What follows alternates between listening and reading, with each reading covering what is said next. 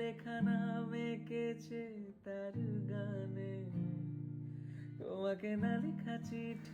জানি প্রথম দুটো ক্লিপ দেখে তোমরা কিছুই বুঝতে পারছো না, সেটা বুঝতে হলে ফুল ভিডিওটা দেখতে হবে।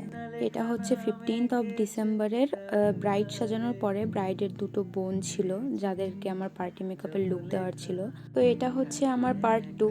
পার্ট 1 আমি আগেই পোস্ট করে দিয়েছি, যারা যারা দেখোনি অবশ্যই আমার পেজে ঢুকে দেখে নিতে পারো। তো এটা হচ্ছে ব্রাইডের ছোট বোন, তাকে আমি পার্টি মেকআপের লুক দিয়েছি। সো তার কেমন লেগেছে সেটা আগে তোমরা শুনে নাও।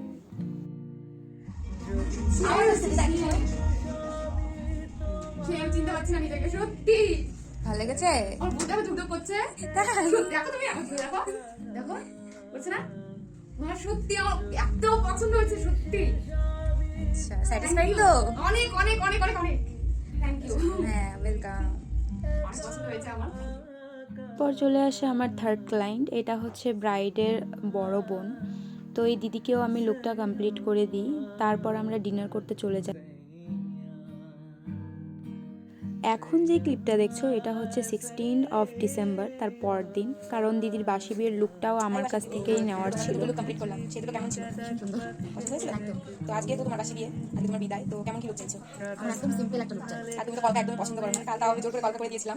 তো আজকে কি চাইছো? কলকা ডটের উপর সাথে কলকা। আচ্ছা ঠিক আছে, আর কোনো রিকোয়ারমেন্ট?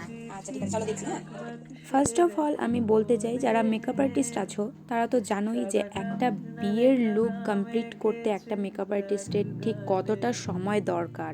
একজন মেকআপ আর্টিস্টকে তার পর্যাপ্ত সময় না দিলে সে কখনোই একটা ভালো লুক বের করতে পারবে না, সেটা আমার মনে হয়। ব্যাপার হচ্ছে এখানে না আমার ব্রাইডের কোনো দোষ ছিল না কারো কোনো দোষ ছিল। আমার ব্রাইডের শরীরটা ভীষণ খারাপ হয়ে যায়, দিদি সেন্সলেস হয়ে পড়ে, যার কারণে দিদিকে হসপিটালে নিয়ে যেতে হয়।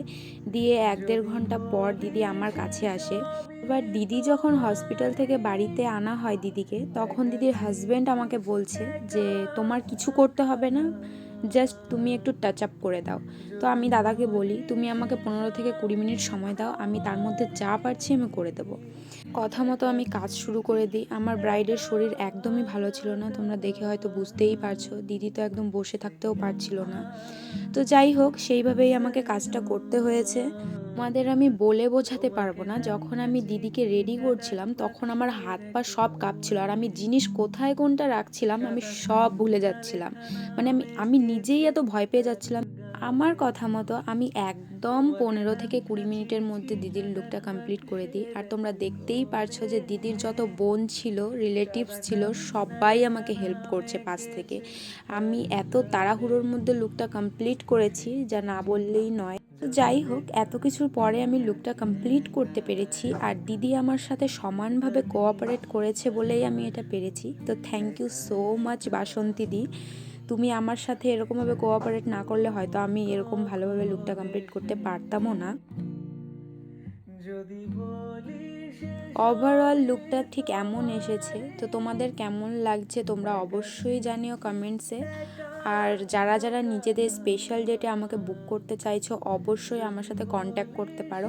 2025 থেকে 2026-এর বুকিং ওপেন আছে, ঝটপট করে নিজেদের ডেটটা বুক করে নাও। আর হ্যাঁ, সব থেকে ইম্পর্টেন্ট কথা, তোমরা অনেকেই আমার ব্লগস দেখছো বাট কোনো লাইক কমেন্টস করছো না। তো তোমাদের বলি অবশ্যই তোমরা লাইক কমেন্টস করো, শেয়ার করো, আর কেমন লাগলো অবশ্যই জানিও।